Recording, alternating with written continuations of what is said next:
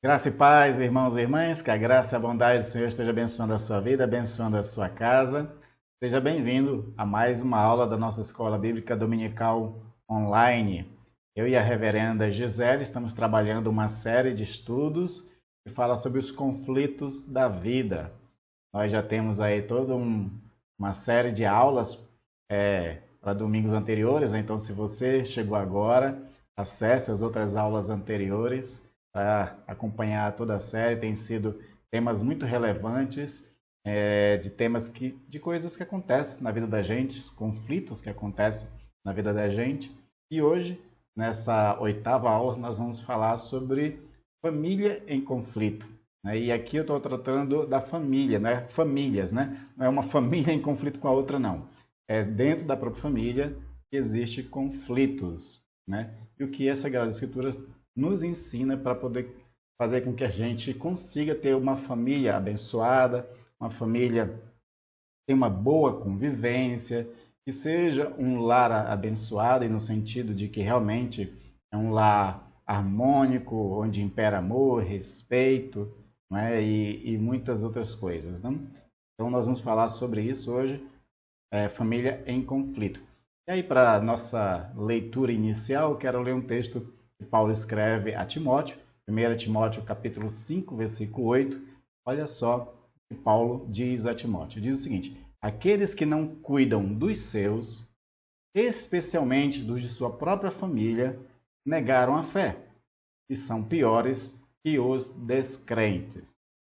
Então, Paulo fala aqui daqueles que não cuidam dos seus, e aí ele entra mais especificamente, né? Especialmente da própria família.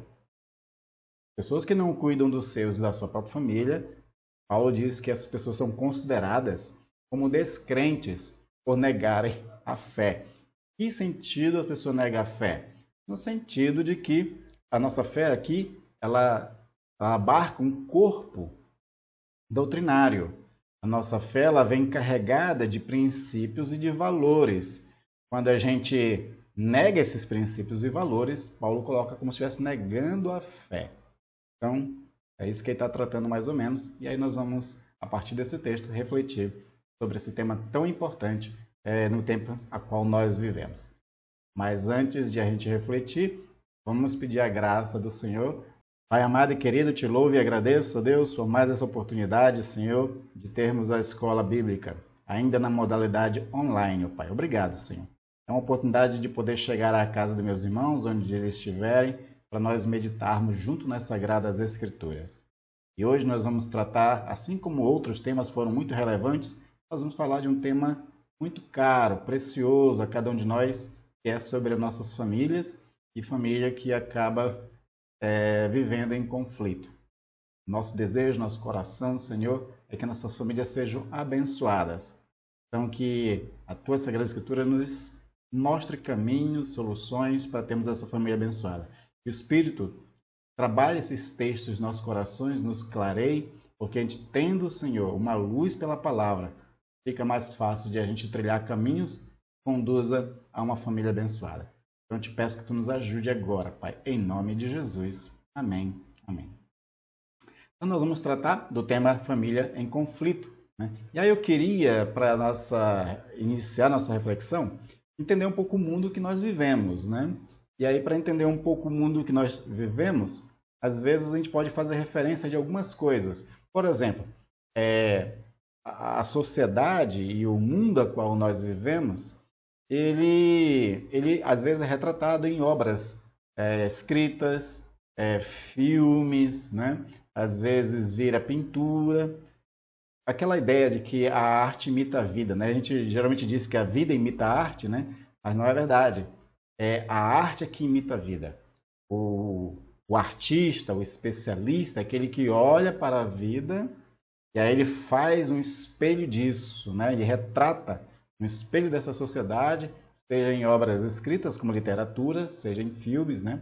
Seja em pintura e seja em outras formas também.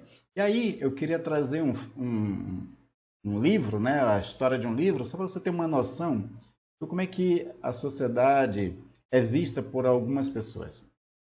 Esse livro, né, que virou filme também depois, é chamado Admirável Mundo Novo, do Aldous Huxley. Ele retrata uma sociedade futura, onde nessa sociedade futura não existe o conceito de família. Então, existem as mulheres que elas geram filhos, depois que esses filhos são gerados, eles vão para um grande galpão onde vão ser cuidados por outras pessoas. E ali, ele é assim como se fosse assim um grande campo cheio de crianças, né? Vai estar sendo instruídas pelo um áudio que vai condicionando ela desde pequenininho para que ela pense de certas formas. E é uma sociedade dividida em castas, né? Então, não existe famílias nessa sociedade. As mulheres, por exemplo, e os homens também, são de todos. Então não existe casamentos. As mulheres elas não podem ter relação com um único homem, e nenhum homem tem que ser fiel a uma única mulher, para vocês terem uma ideia, né? Então essa sociedade, para que, né, quem organizou essa sociedade, para que ela seja perfeita, não cria conceito de famílias, não cria conceito de unidades, não cria conceito de individualidades. O que existe é o todo. Então, um serve para todos e todos servem para um. É assim que funciona. E o autor desse livro ele se inspira numa obra muito mais antiga, que é o do Platão. Escreveu A República, eu acho que é uma das obras mais conhecidas do Platão, é um clássico da literatura universal, A República. E na República existe essa mesma ideia de uma sociedade dividida em castas, onde algumas pessoas elas vão trabalhar nos campos, elas vão ser mais braçais, vão ser operárias, digamos assim. Acima dessas pessoas serão aquelas que serão as mais fortes, que serão os soldados. E acima dos soldados terá os chefes, aqueles organizadores, gestores, né? Então, eles não dão educação para os que são operários, porque eles vão trabalhar só braçalmente. Para aqueles que são os soldados, eles vão dar treinamento físico somente para as pessoas se preparar, né, para guerra, para batalhas, essas coisas. E somente os pensantes mesmo que estudam são os chefes, os gestores que estão no topo da cadeia. E ali também não faz-se distinção entre homem e mulher, no sentido assim, eles misturam, então vai estar entre os operários homens e mulheres, entre os soldados homens e mulheres, e entre a casta, geralmente, os mais pensantes, seja homens e mulheres.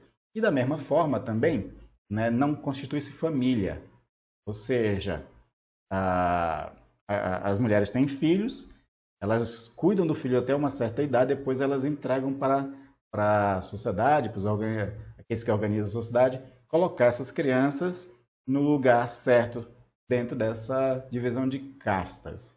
Então, eu trouxe aqui uma fala do próprio livro do Platão para você entender isso, que diz o seguinte, que estas mulheres todas serão comuns a todos esses homens, e nenhuma coabitará em particular com nenhum deles, né? Ou seja, de ser fiel a somente um, né?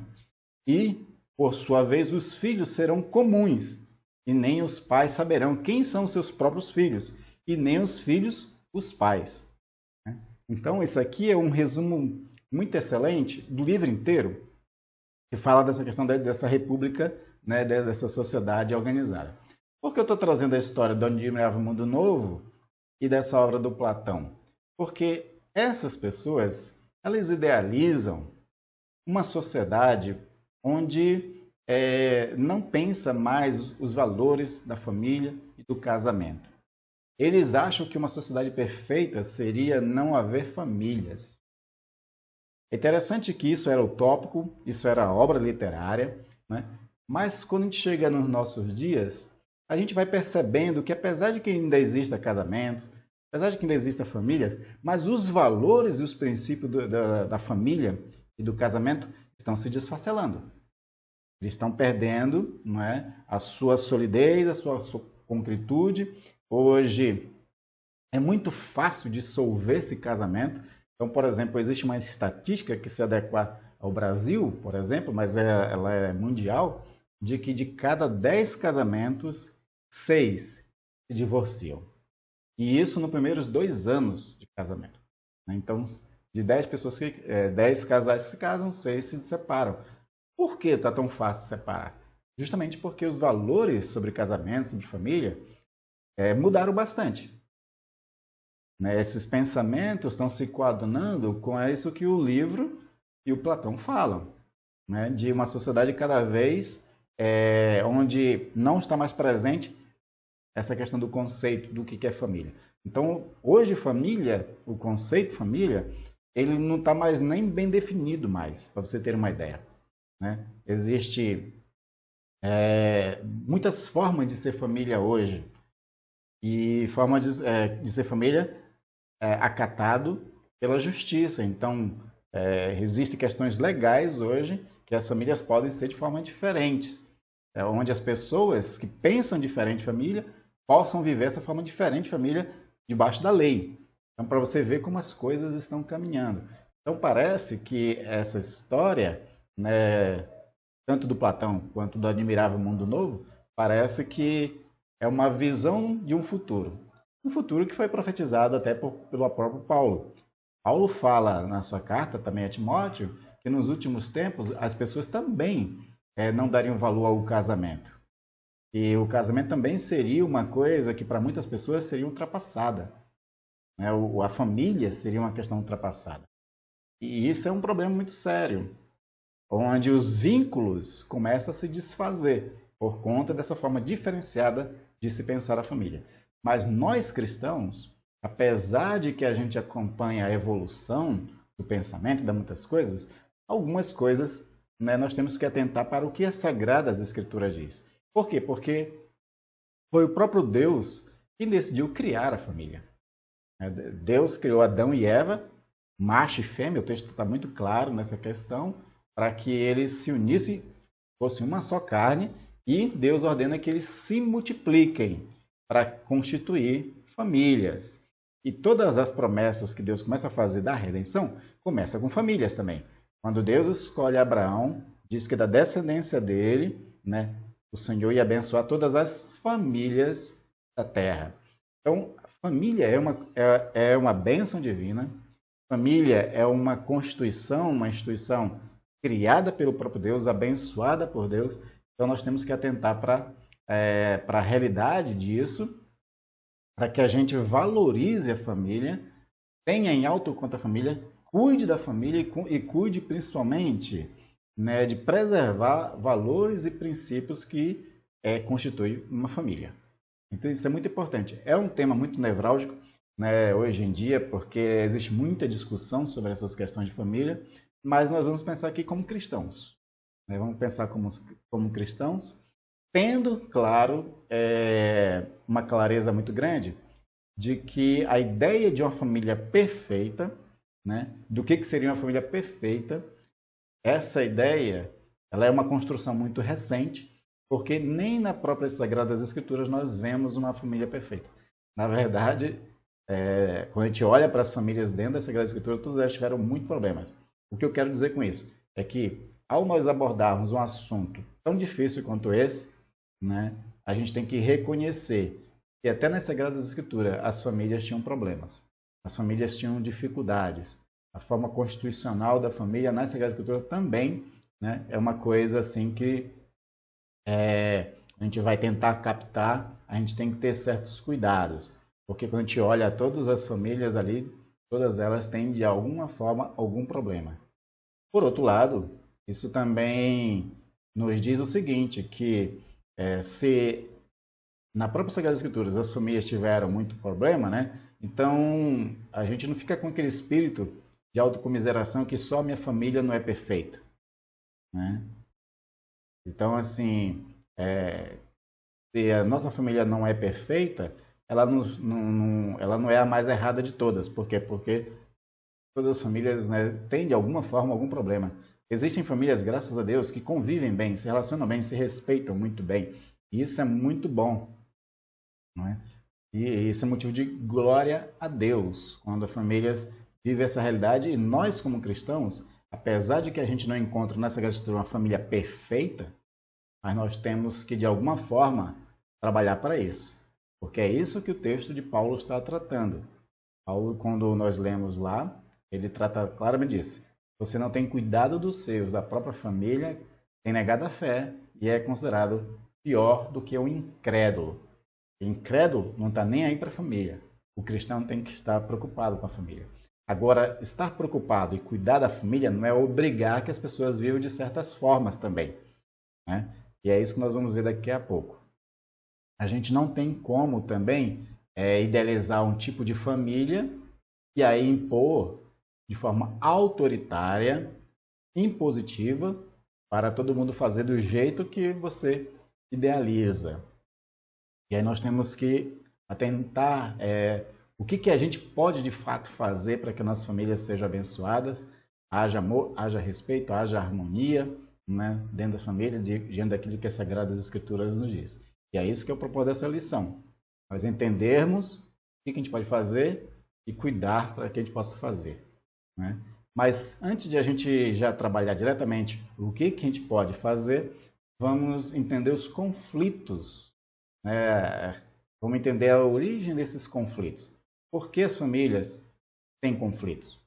Antes de a gente tentar tratar, a gente tem que entender a origem, porque se a gente não tratar da origem, das raízes dos problemas, a gente não consegue resolver, não consegue fazer com que a família também seja uma família tão abençoada assim. Então, nós colocamos aqui, baseado nas lições, 4 origens dos conflitos. Eu estou pegando aqui algumas coisas do Gary Collins, que é um grande conselheiro para casais, bíblico e tudo mais. Então, ele coloca essas 4 origens dos conflitos. Ele fala primeiro, né, que muitos problemas, muitos conflitos dentro da família acontecem por falta de habilidade para tratar com as pessoas e vencer dificuldades. Essa falta de habilidade ela é muito visível hoje em dia, porque muitas pessoas começam a constituir família, casa, vai ter filhos, às vezes com muita imaturidade ainda. Imaturidade emocional, imaturidade no trato. As pessoas elas são cheias de vícios pessoais, né? Ela tem problemas de personalidade, às vezes, egocentrismo, narcisismo, inveja e uma série de outras coisas que pessoas estão eivadas de problemas. Nós somos pessoas falhas.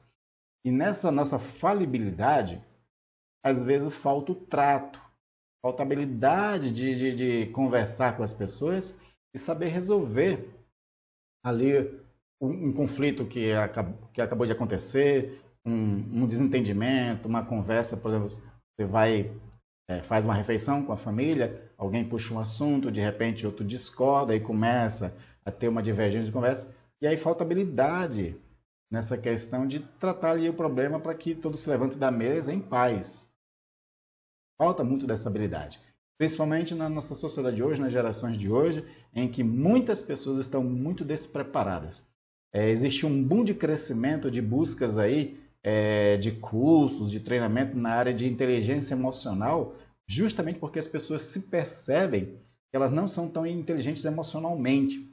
Às vezes ela tem até uma boa inteligência de razão, lógica, né? Inteligência lógica, matemática, é boa para negócio, é boa um monte de coisa, mas ela não tem habilidade emocional, ela não sabe lidar com seus próprios sentimentos. É aquilo que o texto lá de Provérbios fala, né? O homem que não domina a si mesmo é pior do que uma cidade derrubada, com muros derrubados. No sentido de que uma cidade com muros derrubados, ela fica muito frágil para ataques externos. Quem não tem habilidade emocional, inteligência emocional, é uma pessoa que ela é frágil para os ataques externos, para as ameaças externas, para os gatilhos, né? Então ela perde o controle facilmente por falta dessa habilidade, que é a inteligência emocional, saber lidar com suas próprias emoções e ter domínio de si, né? Segunda coisa que o Gary Collins coloca como origem dos conflitos é a falta de compromisso com a família. E aqui vai bem na veia daquilo que Paulo está criticando, né?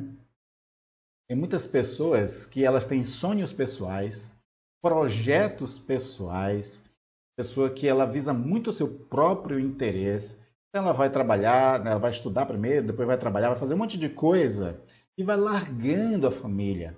Ela não se preocupa com os problemas que acontecem na família. É aquela pessoa que ela passa 16 horas da sua vida fora de casa, estudando e trabalhando.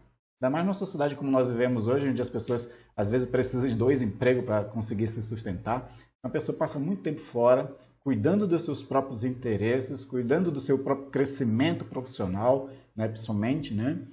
E acaba que vai deixando os compromissos da família, os interesses da família e principalmente ela falta com a sua responsabilidade enquanto membro da família. Porque, como nós vamos ver já já, né? Cada pessoa tem um papel dentro da sua casa.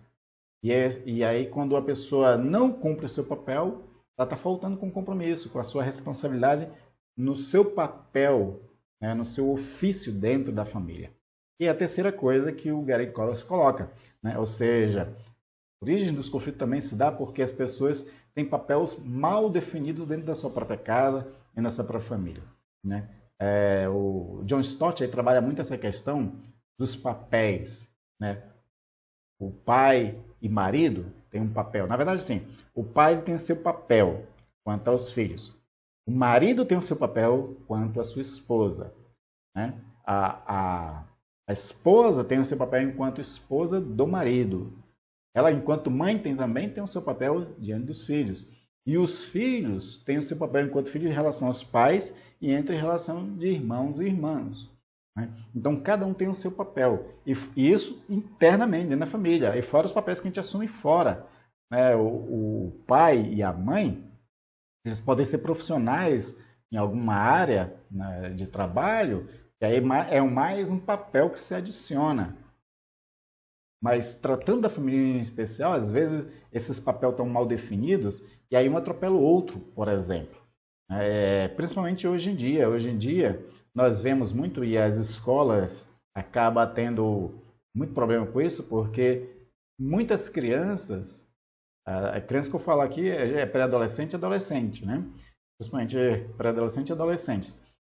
Essas pessoas parece que elas assumiram um papel de chefe da casa, onde os seus interesses imaturos são mais conquistados do que a autoridade dos seus pais. Aí eles levam para a escola, né, essa ideia de um pequeno reizinho da casa, leva para a escola e lá na escola desobedece professores, desobedece colegas de classe, né, não tem respeito a colegas de classe, desobedece as autoridades ali da escola, por conta dos papéis mal definidos. Tem que se deixar muito bem claro qual é o papel de cada um e um respeitar o outro no seu papel. Quando você cumpre muito bem o seu papel, você não está faltando com o seu compromisso dentro da família. E aí você não vai ser cobrado justamente por aquilo que você não está fazendo corretamente. Você faz bem, justamente você está dando, né, para você um reforço da sua autoridade e do seu papel também. Então isso tem que estar muito claro, né? Tanto os pais quanto os filhos têm que atentar para isso. Né? Qual é o seu papel dentro da sua casa. E quarto e último aí da origem dos conflitos que o Gary Collins coloca é a falta de estabilidade socioemocional, que é aquilo que eu tratei ainda no ponto primeiro, né? A falta de estabilidade socioemocional é muito importante porque as pessoas são muito instáveis hoje em dia. E ela, às vezes, ela tem um grande problema de relacionamento com os outros. Ela cria conflitos, discute, às vezes, por bobagem. Ainda essa semana eu vi na televisão, por exemplo, uma pequena briga de trânsito, onde o homem, né, de repente, saca uma arma e mata um jovem, né, na brigazinha de trânsito ali. O que acontece ali? É uma falta de estabilidade socioemocional. E a gente leva também para dentro das nossas famílias essa falta, né, de estabilidade socioemocional. A gente não sabe se relacionar uns com os outros. A gente está sempre ou atacando ou sempre se defendendo. E essa postura de estar sempre se defendendo, ela é ruim. Ela é ruim porque quando você está sempre num estado de defesa, você também está sempre armado. Porque alguns, né, até chegam à conclusão de que a melhor defesa é o ataque. Então você, dentro dos conflitos dentro da família, dentro dos desacordos que tem dentro da família, você ataca bastante. com palavras, né? Principalmente muitas palavras são ditas, coisas que a gente não deveria dizer em certos momentos, né? Quando a gente está com sequestro emocional, né? O sequestro emocional é justamente esse momento assim que a razão parece que foge da gente e o que toma conta é as emoções, né? E aí, por conta da razão ter sido sequestrada, as emoções fazem o que quiserem, e aí se for de raiva, se for de ódio, se for de rancor, de ressentimento, de mágoa, de um monte de coisa que toma em conta ali, pode fazer um grande estrago através da fala. E às vezes extrapola a fala, às vezes vai para a briga de fato. O tempo da pandemia estressou muitas pessoas, as pessoas ficaram muito ansiosas, e por falta de uma estabilidade socioemocional, houve muita violência doméstica no tempo da pandemia, muita mesmo. Já era alta, na época da pandemia aumentou exorbitantemente. Então nós temos que ter muito cuidado com essa falta de estabilidade socioemocional. Essas aqui são as principais origens do conflito, mas existem muitas outras e você com certeza deve ter experimentado algumas outras questões que gerou, né, algum conflito. E a gente podia acrescentar aqui, por exemplo, a questão do conflito de gerações, por exemplo.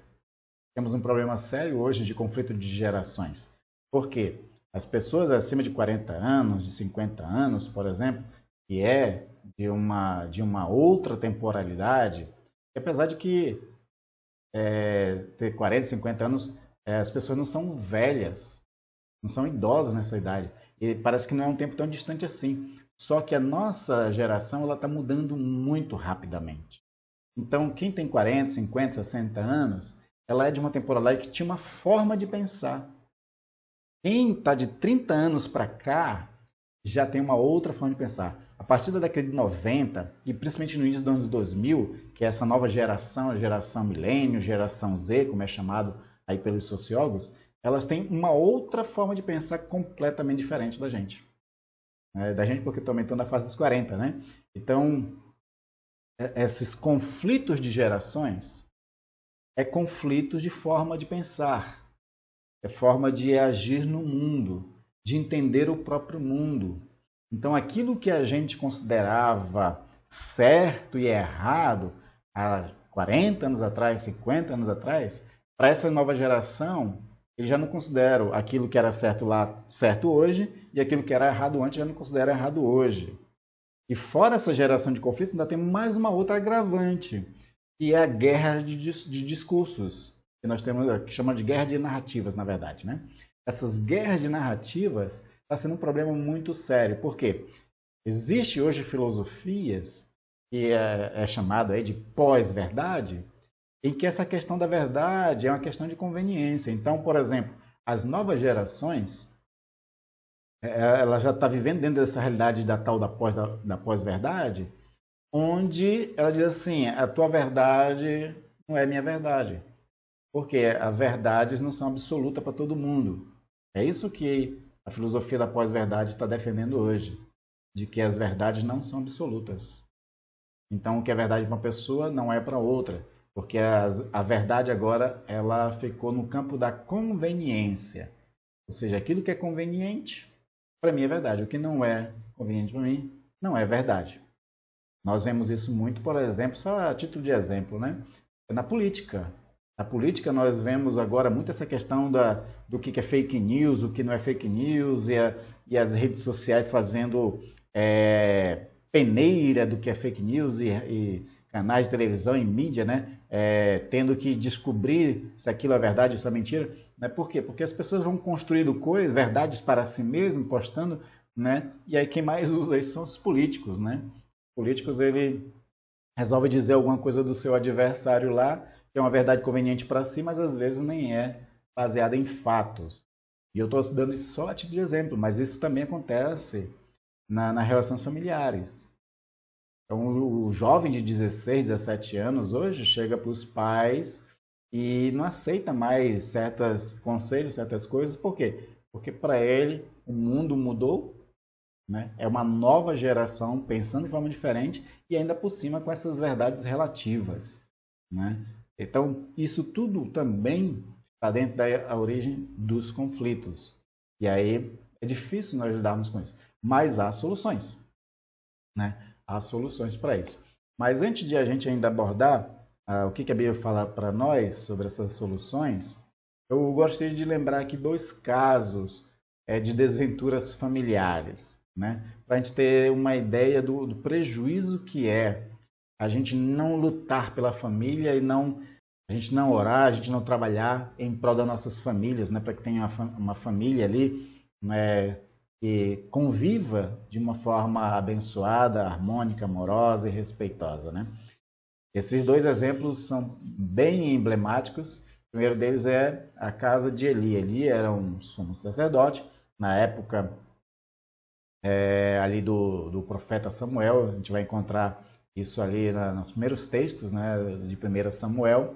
Então ele era um sumo sacerdote, só que ele, como um sumo sacerdote, uma autoridade religiosa, um homem que deveria ensinar as Sagradas Escrituras não só para a família inteira, mas principalmente para os da sua casa, né? Mas ele não fez um trabalho de cuidado para com a família. Então os filhos de Eli faziam o que queriam, né?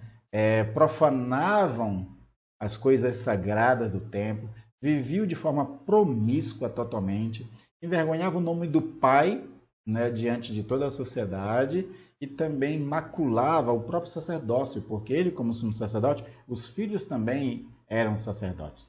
Então era uma casa muito bagunçada, moralmente falando, né? Era uma casa imoral. E o texto tem um agravante de dizer que o Eli, né, sacerdote, ele não corrigia os filhos.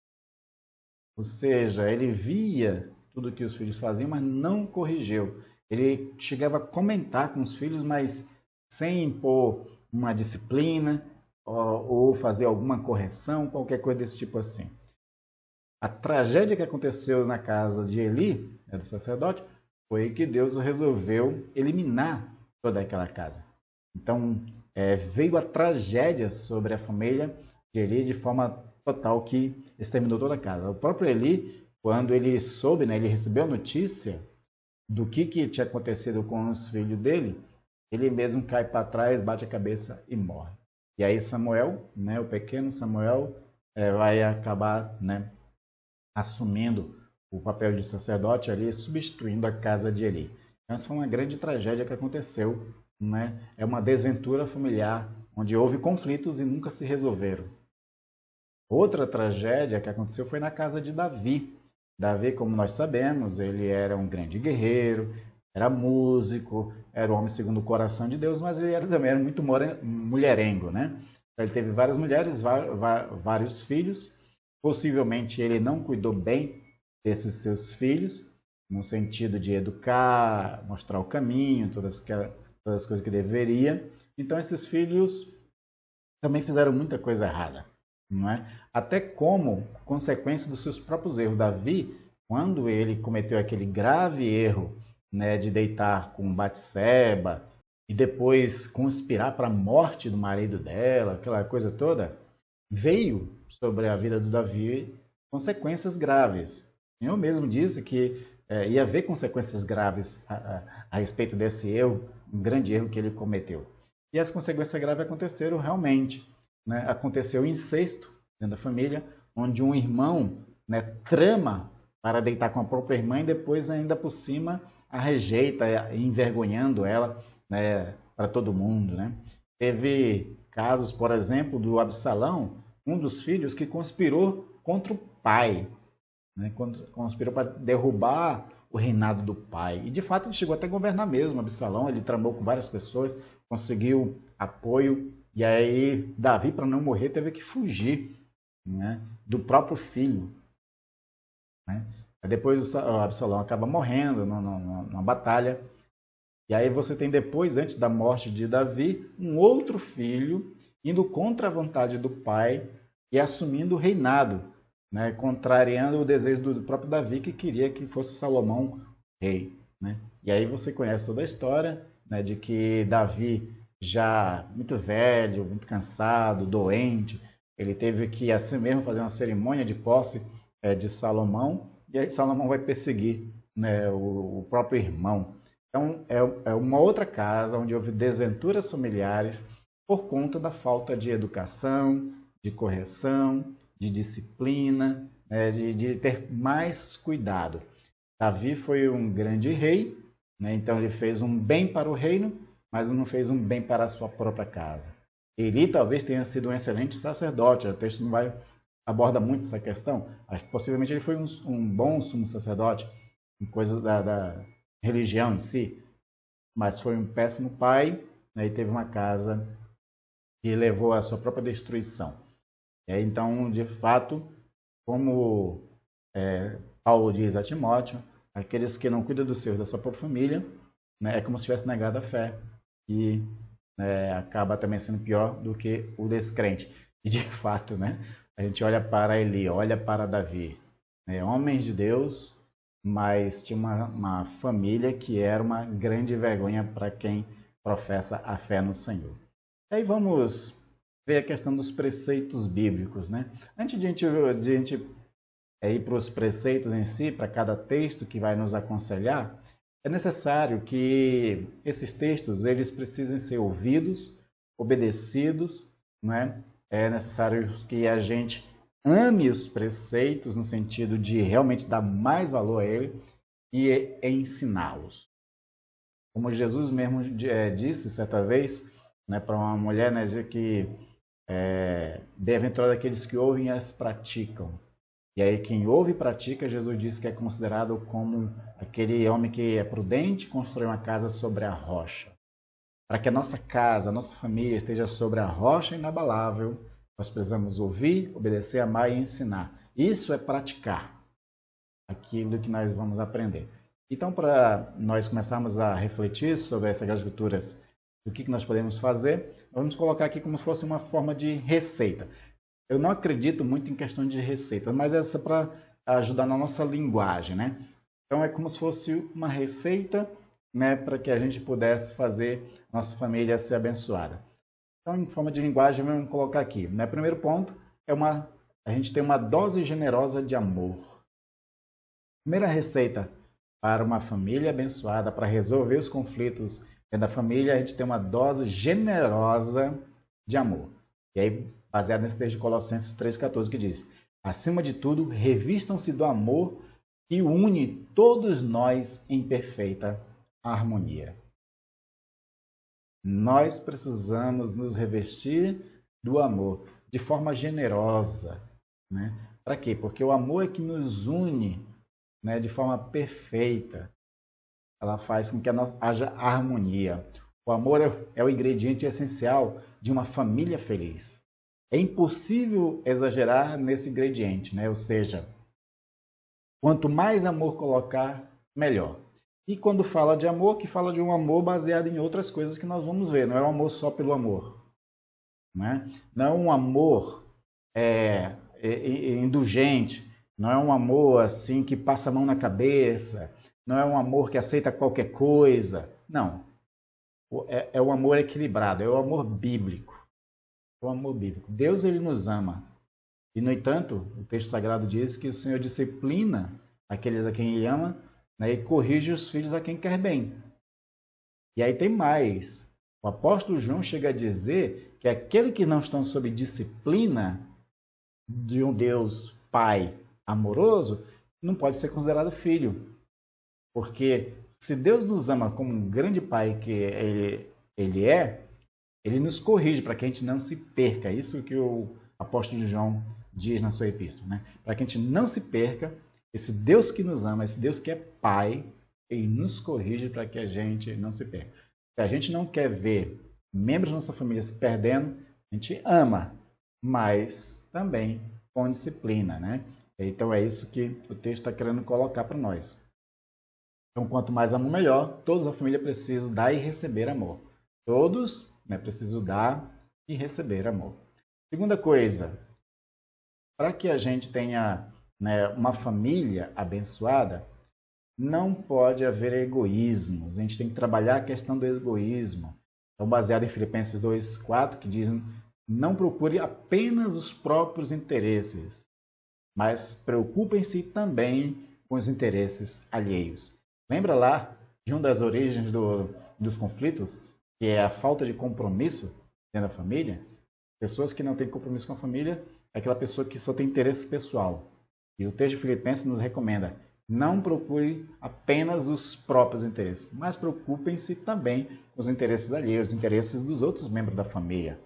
Né? Que as coisas não sejam só para mim, venha né, o reino, né, e aí deixa, seja feita a tua vontade para outro momento. Não, não. Venha a mim o reino e seja feita a tua vontade. Ou seja, eu vou buscar fazer coisas para mim, mas também seja de interesses da família, seja de interesse dos outros também. E em alguns momentos a gente tem que, às vezes, até ceder, porque a gente não pode só querer as coisas só para nós. Né? Eu gosto de uma ilustração que é dada pelo Steve Covey, ele trabalha da questão do banco das emoções ou do banco, né? Da conta bancária, digamos assim, das relações. Ele diz o seguinte: a conta bancária, né, conta bancária de banco mesmo, é o que é? É aquele lugar onde você deposita dinheiro e quando precisa você vai e saca. Quanto mais dinheiro você vai depositando, mais você pode sacar. Se você deposita um valor alto e saca um valor menor, você fica com saldo. Por outro lado, quando você deposita um certo valor e aí você está precisando de muito mais dinheiro e saca, aí você fica com saldo negativo, você fica devendo para o banco. Então o Steve Covey pega esse exemplo para falar das relações, né, e das emoções que a gente vai tendo nas relações com os outros. Então ele diz o seguinte: nossas relações é como se fosse um banco. Quando a gente deposita amor, respeito, confiança e faz coisas em prol dos outros, é como se estivesse depositando. Aí de vez em quando a gente pega um favor. Né? Se a gente deposita mais coisas em prol dos outros, a gente fica com um bom saldo. E assim, quando a gente vai lá, a gente pode sacar alguma coisa. Mas se a gente faz poucos favores pelos outros, a gente faz pouca coisa boa pelos outros, e quer muito das pessoas que façam muito mais coisa por nós, a gente fica com um saldo negativo com ela. Tem uma hora que a gente não tem saldo nenhum com essa pessoa, não tem mais limite nenhum, a gente não pode exigir mais nada das pessoas, e elas mesmo ficam cansadas da gente, porque a gente só explora elas. Porque isso está baseado em relações egoístas. A gente tem que trabalhar para que a gente não seja egoísta, para que a gente tenha saldos positivos com os outros e a gente fazer muito mais. Por isso que o texto bíblico diz: melhor dar do que receber, porque quanto mais damos, né, mais saldo positivo nós temos com os outros. Respeito, amor, admiração, né, e um monte de outras coisas vem como benefício de a gente ajudar mais as pessoas e buscar os interesses delas. Né? Então esse o egoísmo é um ingrediente que estraga a receita familiar. Na família egoísta, cada um cuida de si mesmo. E na família feliz, todos cuidam de todos. Essa que é a ideia. Né? Terceira coisa, na nossa receita aqui, tenha uma pitada de disciplina. Lembra que eu falei, né, no primeiro ponto, que é o amor, mas o amor de Deus também tem disciplina para que a pessoa não se perca. Né? Então, baseado em Provérbios 29:15, que diz o seguinte: a criança que é corrigida se torna sábia, mas o filho indisciplinado envergonha a mãe. Isso aqui é uma sabedoria bíblica, gente. Sagradas Escrituras. Texto, sabedoria milenar. Está dizendo para nós: a criança que é corrigida se torna sábia, mas o filho indisciplinado envergonha sua mãe. E aí nós vamos ver daqui a pouco que essa correção no filho, né, ela também tem um grau de correção, porque também não é espancar, e nós já vamos falar sobre isso. Mas o ponto que coloca para nós é a importância da disciplina, a importância da correção. Paulo diz que toda a Sagrada Escritura ela é inspirada para corrigir, para disciplinar, para exortar, né, e conceder ao povo de Deus, né, que ele seja apto e prático na justiça, né, que saiba praticar a justiça. Então, a Sagrada Escritura também tem essa função de disciplinar, de corrigir, de exortar, né, de admoestar. Paulo fala muito da questão de admoestar uns aos outros com amor. Né? Então, a disciplina ela faz parte da educação. E o texto, principalmente, está trabalhando mais com a questão dos filhos, né? Porque as crianças ainda são seres muito imaturos. Eles mesmo não sabem o que querem para a vida deles e às vezes o que eles querem não é o que é bom para eles. Então é necessário que os pais eduquem, os pais instruam, que os pais aconselhem seus filhos. E quando eles fazem coisa errada, é necessário haver alguma correção. E aí você, na sabedoria que você vai adquirir da parte de Deus, em oração, pedindo do Senhor, você vai fazer a correção da forma correta e no grau correto, né? Então, por exemplo, tem pessoas que têm correção a vara mesmo, como o próprio Provérbios fala, da questão de não reter a vara, né? Para não aborrecer o filho, no sentido, né? Porque se a gente retém a vara, não disciplina, ele vai continuar fazendo cada vez mais coisa mais errada. E tem pessoas que não gostam de disciplinar o filho com vara, né? Que é a expressão bíblica, mas pode disciplinar. Eles colocando de castigo, tirando dele alguma coisa que ele gosta muito, como um videogame, qualquer coisa por um tempo. Então, Deus pode dar sabedoria para que você faça a disciplina e a correção da forma correta que gere resultado, né? Como está dizendo aqui, a disciplina é como um sal, né? Que é necessário, mas não devemos exagerar. Sem regras, a família cai no caos. Isso é a verdade. Sem regras, a família, a sociedade, qualquer coisa cai no caos. Com regras a mais, a família sufoca também. Preste atenção nisso. Com muitas regras, se sufoca, né? Com a ajuda de Deus, podemos encontrar o equilíbrio ali para fazer a coisa como realmente deve. Quarta coisa, ou a D, né? Nós temos que ter uma medida de obediência. E aí Paulo vai tratar sobre a questão dos filhos, né? Filhos, obedeçam os seus pais no Senhor, porque isso é certo a fazer, né? Então é necessário que haja obediência, né? Fazer com que dentro da sua casa haja obediência e respeito. E, geralmente a obediência ela caminha junto com o respeito. Sem o respeito, sem conquistar o respeito, fica muito mais fácil, fica muito mais difícil, na verdade, sem o respeito, de conseguir obediência. Porque uma forma errada de tentar conseguir obediência é através do medo, né? O medo é o pior, porque a pessoa pode obedecer naquela hora, mas se revolta. Vira revoltado, vira magoado, né? Então, geralmente, a forma de impor medo sempre é a pior possível, né? Então, o ideal é que se obedeça por respeito e por amor, como o próprio Deus. Deus, ele quer que nós venhamos a obedecê-los por amá-lo, não por ter medo dele. A gente não tem que ter medo de Deus, de ir para o inferno, qualquer coisa, porque, na verdade, isso mostra o quanto a gente não está aperfeiçoado em amor.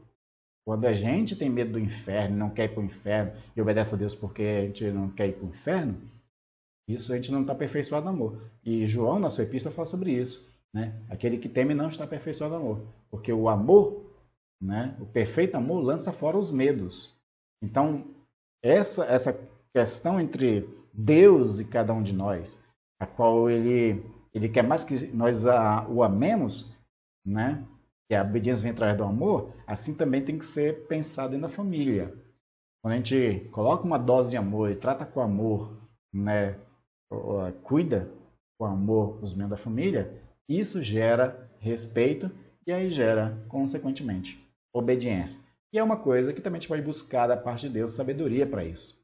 O Tiago, eu gosto de citar muito esse texto de Tiago, ele diz o seguinte: se tem falta de sabedoria, peça a Deus. Ele dá sabedoria sem medida, e sem lançar em rosto, sem cobrar nada. Deus dá sabedoria. Então, tenha sabedoria para conquistar o respeito e o amor da sua casa, para que a obediência de filhos aos pais seja através dessa via. Então, o texto aqui do Gary Collins fala o seguinte: os filhos geralmente não gostam, mas a obediência é ótima para a saúde. Que aí tem a questão do versículo, né? O versículo na sequência de Efésios 6:1 diz assim, que é o primeiro mandamento que tem promessa junto. Quando diz, filho, obedeça aos seus pais, pois isso é certo a fazer, diz também que esse é o primeiro mandamento que tem promessa de vida longa sobre a terra. Então, por isso que eu estou dizendo aqui que os filhos geralmente não gostam, mas a obediência é ótima para a saúde, porque A Bíblia diz que quem honra o pai, os pais, né, tem vida longa. Isso quer dizer saúde, seja cuidado da parte de Deus, né? A sabedoria dos pais ajuda os filhos a evitar muito sofrimento, de fato, né? Quando existe obediência e os pais com sabedoria ajudam os seus filhos, eles evitam de sofrer bastante, né? A letra E, né, fala sobre a medida da sabedoria. Aquilo que eu acabei de falar, né, de Tiago, né? Se falta sabedoria, peça a Deus que ele dá. Mas também Paulo diz em Efésios 6:4 o seguinte, ó, pais, não irritem seus filhos, antes crie-os segundo a instrução e o conselho do Senhor. Essa questão que é muito interessante quando Paulo traz pais não irritem seus filhos, que é a questão justamente de a gente não impor um tipo de disciplina que, em vez de conquistar o amor, o respeito, né, e ajude a criança, é aquele tipo de disciplina que o irrita somente, que torna ele uma criança revoltada. Quantas crianças já não fugiram de casas, né, fugindo dos seus pais, porque os seus pais não tinham sabedoria nenhuma, eram pessoas irritantes, irritadiças, violentas. E teve hora que os próprios filhos não pensaram duas vezes e saíram, abandonaram suas famílias. Quantas crianças de rua não existem, né, hoje em dia? Ou quantas crianças não viraram... hoje em dia não se usa mais a expressão delinquentes, né? Dizem de crianças com problemas com a lei, né? Então, quantas crianças não têm problema com a lei hoje em dia porque abandonaram suas casas? Na verdade, assim, né, usando a expressão dos negócios, os filhos demitiram os pais. Só que aí, como os pais não podem sair de casa, elas saíram de casa, né? Por conta de pais que irritavam seus filhos, né? Por uma educação errada, por uma violência, né, que existia dentro de casa, por falta de amor, falta de cuidado, falta, né, os pais não... Esses pais, provavelmente, onde os filhos fogem, são aqueles pais que não assumem seus compromissos, seus papéis, né, dentro de casa da forma correta. Então acontece muito isso. E aí nós temos que ter muita sabedoria, principalmente para as crianças de hoje, que as crianças de hoje são cada vez mais inteligentes. E essas crianças de hoje, elas questionam muita coisa. Então, quando elas veem incoerência ou violência em qualquer coisa, elas se revoltam, né? Se revoltam. E é disso que o apóstolo Paulo está dizendo. E aí, nós temos que criar segundo a instrução e o conselho do Senhor, que geralmente é uma instrução em amor, com sabedoria, né, segundo os preceitos bíblicos. Provérbios fala muito, né, essa questão de como a gente pode educar os filhos, como instruí-los, essas coisas todas, né? E aí, para encerrar esse ponto, diz o seguinte, ó, os pais precisam dar o exemplo, vivendo de maneira correta e agindo com sabedoria perante os filhos. Já todo mundo sabe, e o melhor ensino é pelo exemplo, né? O exemplo faz com que haja coerência quando é um bom exemplo. Quando é um mau exemplo, existe incoerência entre o que se ensina, o que se exige e o que se pratica. E dentro da incoerência existe confusão. Então a gente tem que evitar as confusões, dando bons exemplos, ensinando boas coisas, porque existe coerência e fica mais fácil de ser aceito. E por último, uma dose diária de Bíblia, baseado em Deuteronômio 6:6-7, que o Senhor recomenda o seguinte, ó, que todas essas palavras que hoje lhe ordeno, que era a lei, né, estejam em seu coração. Ensine-as com persistência aos seus filhos. Converse sobre elas quando estiver sentado em casa, quando estiver andando pelo caminho, quando se deitar e quando se levantar. Ou seja, dose diária das Sagradas Escrituras. Uma das coisas que a gente precisa resgatar dentro das famílias é a devocional em família ou o culto doméstico, um dos dois, né? É aquele momento onde a família se reúne ao redor da Bíblia e estuda uma porção e ensina a partir daquela porção, né, para que a gente cresça no conhecimento das Sagradas Escrituras e na educação pelas Sagradas Escrituras. Nós precisamos resgatar a devocional em família, o culto doméstico, o ensino dos pais aos filhos.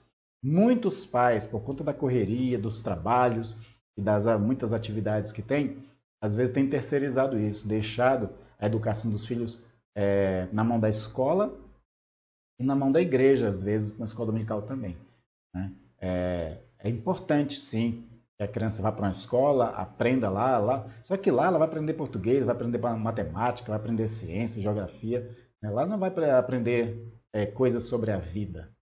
Né? Às vezes um professor ou outro possa até ensinar, mas lá ela vai aprender matérias relacionadas àquilo que ela possa usar mais tarde no Enem, no vestibular. Né? A igreja ensina as Sagradas Escrituras, tudo bem, né? É bom que as igrejas façam isso. Mas o papel da família é muito mais importante e muito mais significativo no ensino das Sagradas Escrituras. Então, as famílias não podem abrir mão de ser aquelas que ensinem os seus filhos as Sagradas Escrituras, os princípios, os valores, a ética, né, do reino de Deus, baseado nos ensinos de Jesus. A família não pode se isentar desse compromisso.